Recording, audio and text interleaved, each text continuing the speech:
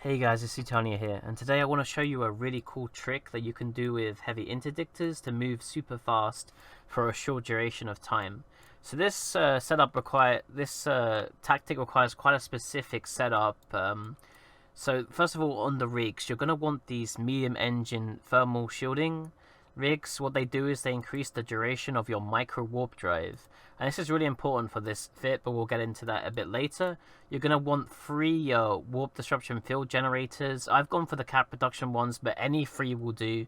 Ideally, just not the restrained ones, if possible. And you're going to want 2 of them unscripted and 1 of them with a script. Ideally, you don't necessarily need the scripted one. You could use a default scram instead, but it's just nice to have. That's the point of flying the HIC. The Microwarpdrive, you're going to want a 500 MN. This is a battleship-sized Microwarpdrive, and it plays into how this hit works. And then I recommend you just have like some kind of tank here, whatever you can fit on. I've got 2 large shield extenders, 2 invuls on this broadsword fit in particular, and then just a web. But you know, whatever. And then 2 reactor control units. That's just to fit this fit. And then I've got 2 overdrives. You want to fit overdrives instead of nanos for speed mods. The whole point of this fit is to go super fast, and you're actually going to have perfect agility, so you want the overdrives for the extra speed.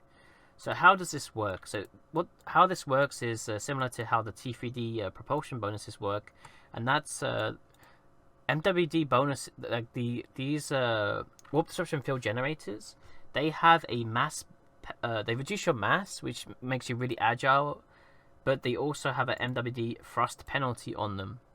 However, this MWD thrust penalty only applies to the Microwarpdrives at the start of the cycle. So what we're going to do here is a very specific order of events. But what we're going to do is we're going to hit our heated Microwarpdrive, and then we're going to hit these 2 unscripted bubble launchers. And what that's going to do is it's going to reduce our mass significantly to 85%. Of a mass, which will give us a agility of like less than 2 seconds with the Microwarpdrive on. So what we'll do is we'll shoot up to almost 8k a second, almost instantly, and then we can also tackle someone with the warp disruption field generator here, and the web too. So going back onto those rigs and why they're important, these increase the duration of your Microwarpdrive. So normally a Microwarpdrive has a 10-second duration. With both of those rigs, it's increasing our duration up to 15.62 seconds.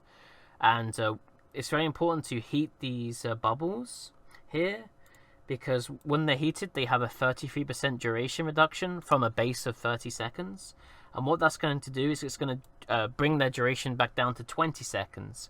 So our Microwarpdrives last 16 seconds. This now lasts 20 seconds. So they have very close to the same activation time. So what we're going to do, and you need to do this specifically in orders, we're going to heat a Microwarpdrive, hit it, deactivate it, hit both of our bubbles, deactivate them, make sure everything's deactivated here.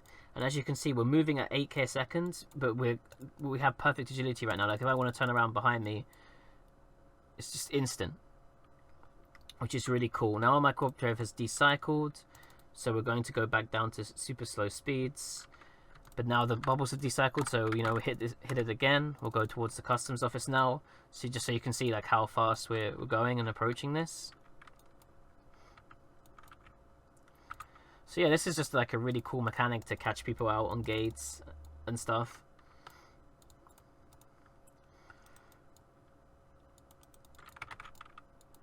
Just got to remember to decycle the bubbles and recycle the Microwarpdrive. But there's only a 4 with those rigs. There's only a 4-second period where you're going normal base speed. For the rest of the time, you're going this like super fast speed.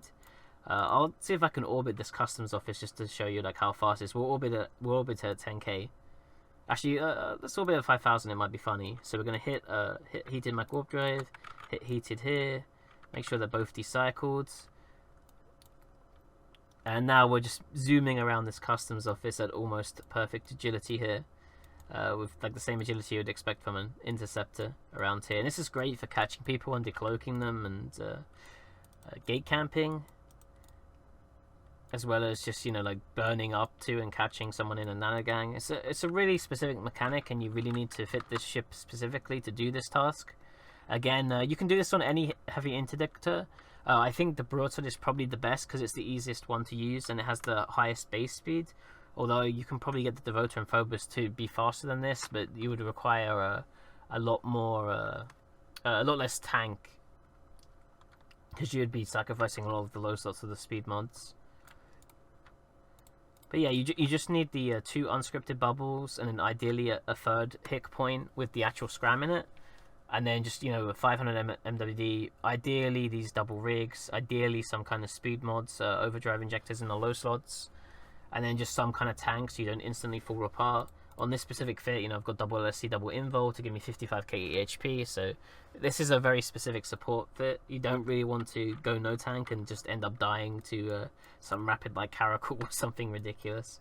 Anyway, I hope this trick is really cool and you like seeing this. I want to kind of keep this video short, just as like a small like update video, because not a lot of people know about this. I know there are a few people who do know about it because of its use in Alliance Tournament 14, as well as quite recently on Lucy Lou's stream with the surprise hero Devoter video that he put up. But I just wanted to show you specifically how to use it.